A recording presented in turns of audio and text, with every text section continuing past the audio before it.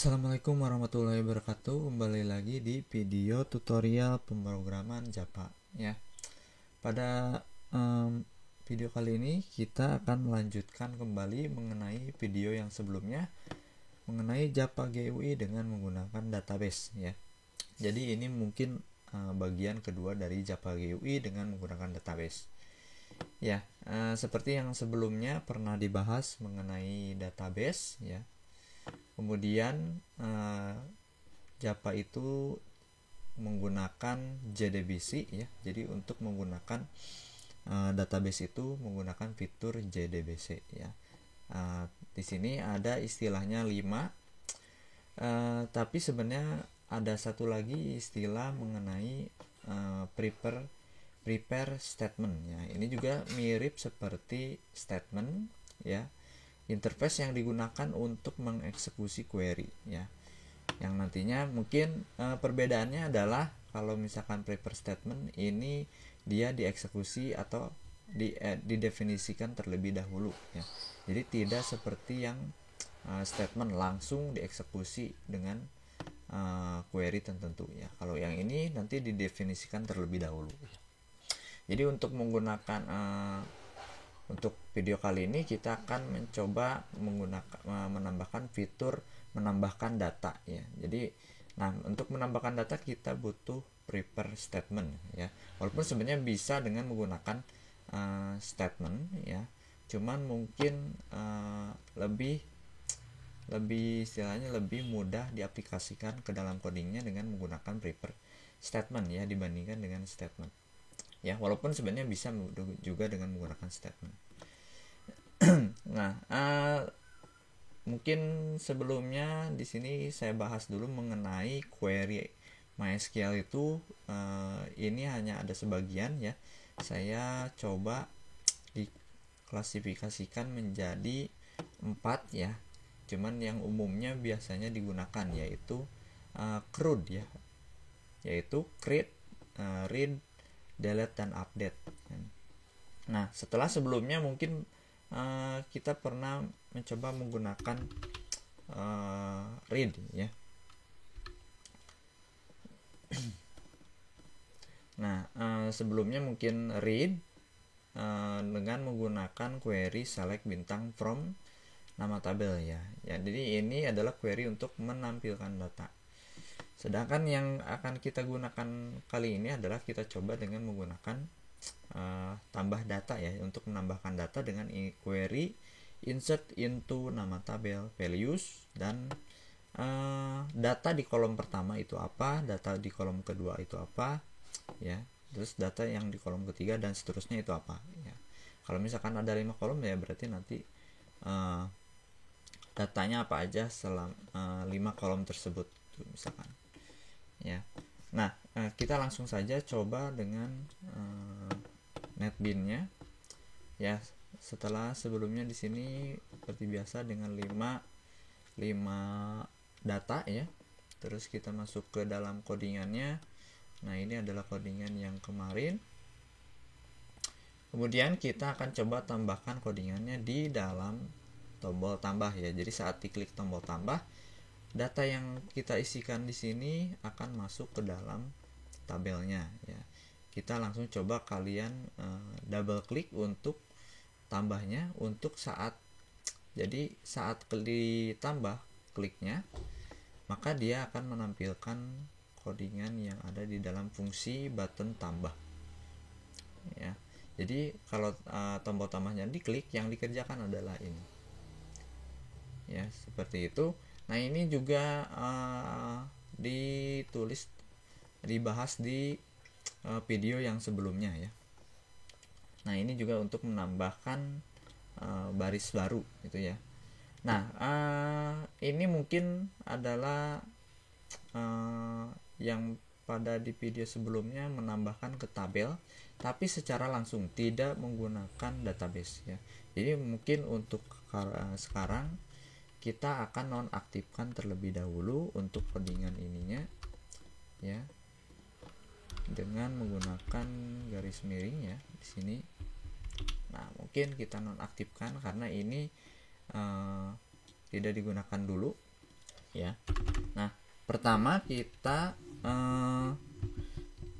tambahkan coding baru ya di bagian sebelah sininya.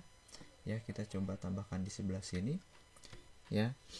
Untuk menambahkan sekaligus query ya, query-nya yang tadi kan insert into nama tabel values itu kan. Nah, pertama kita akan mengeksekusi si query tersebut ya. Jadi query-nya itu adalah, kita langsung coba tulis dulu saja query-nya karena mungkin supaya lebih jelas. Query-nya ditulis di sini, insert into ya tbl underscore mahasiswa ya. Jadi saat nanti tombol tambahnya diklik, dia akan mengeksekusi query yang ada di variabel ini ya. Terus nah, bedanya yang kemarin itu query-nya langsung dijabarkan ya. Kalau yang kemarin kan di sini select bintang from nama tabelnya langsung seperti ini ya.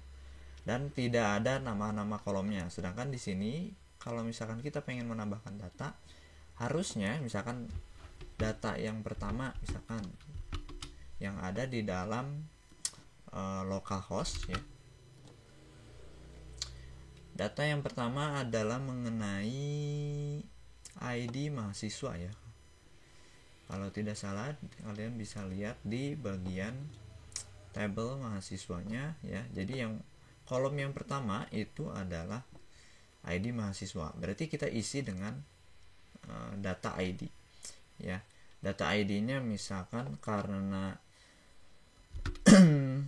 misalkan 0 gitu ya ID-nya, atau misalkan di jabaran 8 gitu kan. Berarti nanti masuk datanya berupa 8. Terus namanya adalah misalkan Udin gitu kan. Nah, terusnya nanti kutip lagi koma, terus ini kutip lagi gitu. Nah, berarti satu kutip ini dia adalah data pertama, kolom pertama, kolom kedua, kolom ketiga, kolom 4, kolom kelima, dan kolom ke-6 dan seterusnya ya. Ini kalau misalkan manual ya, seperti itu. Cuman di sini kita akan menggunakan prepare statement ya. Jadi cukup dengan tanda tanya saja ya. Jadi ini tanda tanya adalah data yang pertama, tanda tanya kedua data kedua, terus tanda yang ketiga itu data keempat, ini data ke-5 ya, karena ada 5 kolom ya. Ada 6 kolom ya. Ada 6 kolom, berarti nanti datanya pun ada 6 ya. Berarti tanda tanyanya juga ada 6 ya. Nah, terakhir ini titik koma ya. Nah, ini adalah query yang akan dieksekusi ya. Nah, kemudian karena kita akan menggunakan database, berarti kita panggil dulu si connect-nya ya. Terus koneksi yang ada di kelas koneksi ini ya. Ini kita panggil connect sama dengan new koneksi ya. Ini pernah dijelaskan sebelumnya, kita membuat sebuah objek connect gitu ya. Terus di bagian sininya juga ada connection con ya. Kita membuat variabel con ya, yang merupakan turunan dari objek yang si connect-nya ya. Intinya adalah ini tuh untuk menghubungkan ke dalam MySQL-nya ya, menghubungkan ke si koneksi, memanggil kelas yang ada di sini ya, memanggil kelas yang ada di sini. Nah, sebagai penghubung ke localhost DB kampusnya ya. Terus kemudian ini untuk menghubungkan, ini query-nya selesai, kita langsung pakai si prepare statement-nya langsung ya. Prepare statement ya. Kita buat objeknya adalah prepare stmt ya. Sama dengan con.prepare statement. Nah, yang akan dikerjakan bagian sininya yang di dalam kurung ini adalah query-nya yang akan dieksekusi ya. Yang akan dieksekusi adalah variabel dari query ini. Berarti ini tinggal masukkan ke sini aja gitu. Terus titik koma. Nah, selesai. Ini kenapa ini error? Karena prepare statement itu harus diimport ya. Kalian bisa klik saja di sini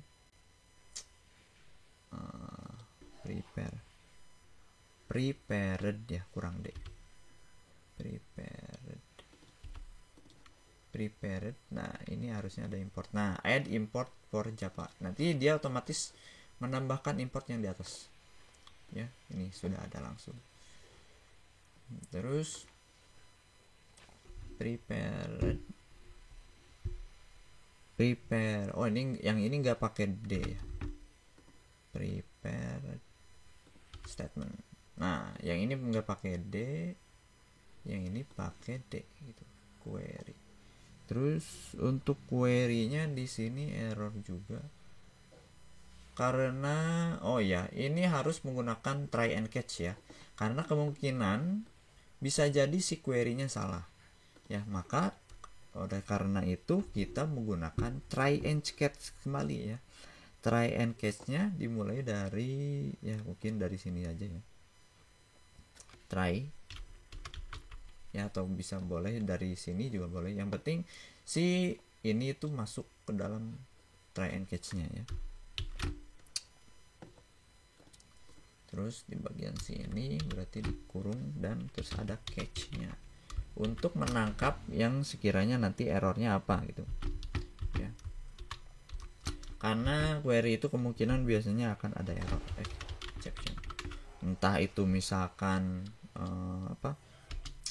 datanya yang dimasukkan salah gitu ya. Jadi bukan kesalahan coding, cuman biasanya kesalahan entah itu dari query-nya itu sendiri yang salah, yang ada di sini. Misalkan salahnya adalah insert t. Nah, ini akan error. Cuman kalau secara coding nggak error gitu kan, karena dia string kan.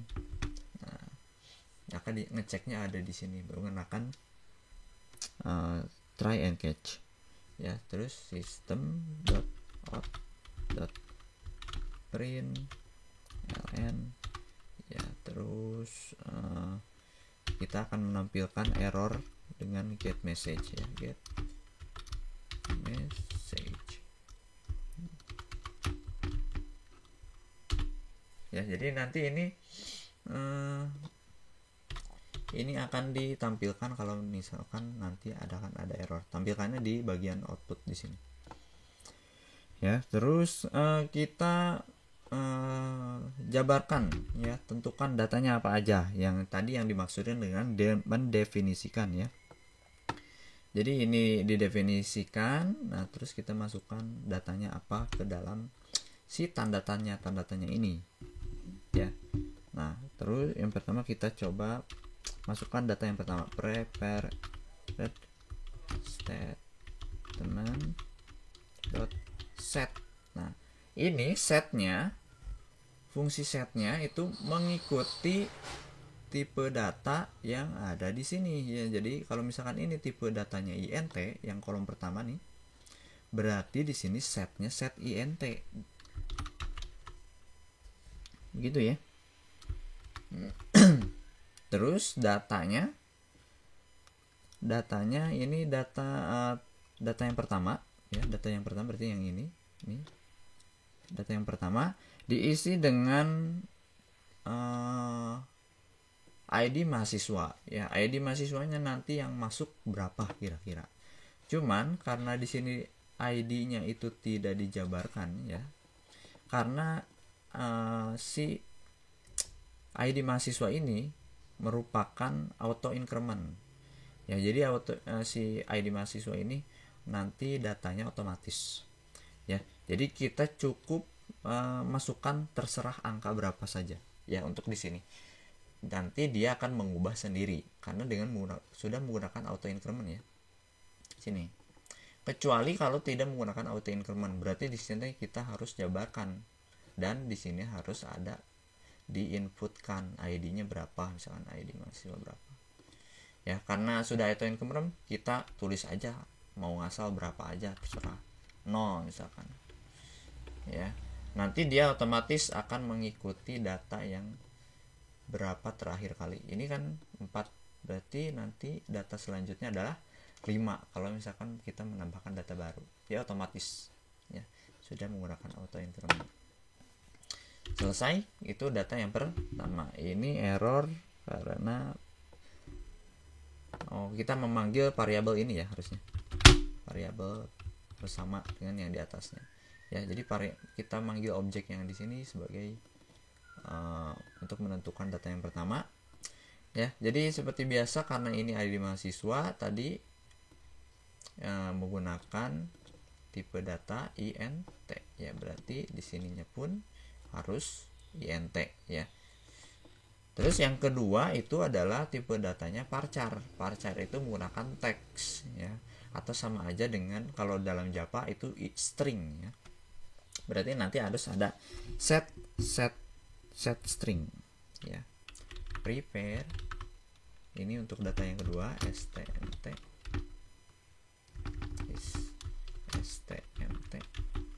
set string ya, karena dia menggunakan tipe data string. Terus ini adalah data yang kedua. Data yang kedua adalah nama ya. Data kedua itu nama, berarti data yang kedua itu adalah nama ya. Berarti kita ambil dari variabel nama aja ya. Terus kita masukkan di sini. Ya, jadi nanti yang kita inputkan di sini misalkan Udin ya. Nanti Udinnya itu akan disimpan di variabel nama ya, karena di sini nih udah di get text ya, karena disimpan di variabel nama. Terus nanti variabel namanya kita simpan di sini ya, untuk nanti dikirim ke prepare statement yang akan nanti mengeksekusi si query-nya ya. Jadi nanti nama ada di sini di kedua ya. Terus yang ketiga kita tinggal copy saja lah. Yang ketiga karena dia menggunakan tipe data varchar sama ya, berarti sama string, set string semua ya. Kita tinggal gampang, ini tinggal ganti angkanya. Ini data ketiga, data keempat, data kelima, kurang 1, datang ke 6 ya. Tinggal ganti ininya kelas. Yang kedua adalah kelas, terus yang ketiga adalah yang ketiga itu jenis kelamin, hobi, agama ya. Jenis kelamin, terus hobi ya. Terus yang keenam adalah agama ya, seperti itu. Nah, terus kemudian ini kita sudah definisikan ya datanya apa, terus kita eksekusi. Nah, eksekusinya adalah dengan kita panggil objeknya ya, kemudian menggunakan metode execute atau fungsi execute ya. Kita eksekusi si query-nya ya. Nah, seperti ini selesai ya. Maka nanti dia harusnya bisa menambahkan data. Kita coba running. Jadi saat di tombol tambahnya diklik, itu akan tambah data. Ini saya sudah nambah 2 data lagi ya setelah sebelumnya. Ini ada 4 ya, berarti di sini juga sama ya, 4. Jadi mengikuti yang ada di database ya, sama. Kita coba tambahkan data baru. Data barunya adalah Budi, kelas J4 ya. Terus laki-laki, memasak, pilih agama misalkan Hindu. Terus tambah ini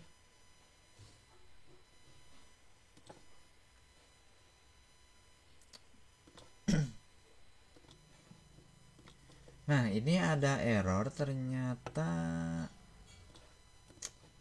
you have an error di bagian query-nya near. Nah ini ada di dekat 0 ya, berarti bagian sininya, oh iya saya lupa bagian, harusnya ada values ya, values dulu, values.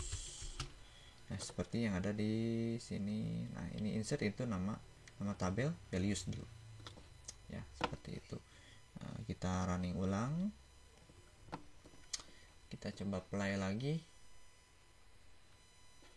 terus body kelas J4 laki-laki memasak agama Hindu tambah ya. Terus oh iya, di sininya coba kita tambah. Oh nah ini masuk ya body, cuman di sininya nggak masuk karena dia belum menampilkan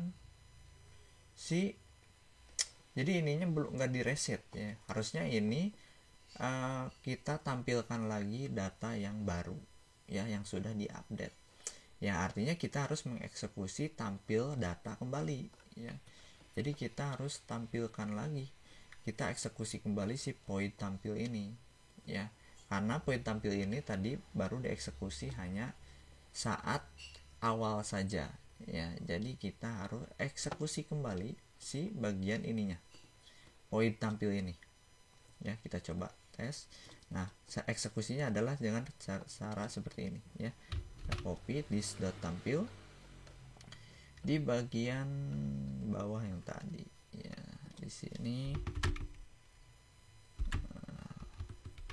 Nah this tampil, jadi kita tampilkan data yang sudah diupdate gitu ya. Kita coba. Nah ini adalah data yang tadi sebelumnya ya. Tes kembali, misalkan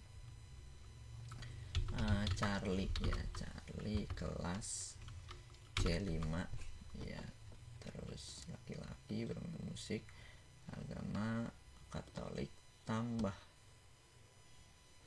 Nah ternyata Udin Samsudin ini jadi ada 2. Jadi dia menambahkan ke 5 datanya ya, ke 6 datanya yang baru tuh. Jadi Charlie yang ini tetap ada ya, ini harusnya yang ini terhapus ya, kemudian yang ini ada nampil ya. Jadi harusnya dihapus dulu semua ya, baru kemudian nampilkan yang baru. Nah mungkin seperti itu. Jadi kita harus hapus terlebih dahulu sebelum kita mengeksekusi si metode tampil ini ya. Nah cara menghapusnya, menghapus semua data yang ada di dalam tabel, caranya adalah dengan memanggil modelnya ya, untuk dihapus semuanya ya. Hapus semuanya dengan perintah set row count ya, set row count menjadi 0 ya. Jadi nanti ini adalah perintah untuk menghapus semuanya menjadi 0, kembali 0 ya jumlah barisnya. Terus kita coba tes lagi.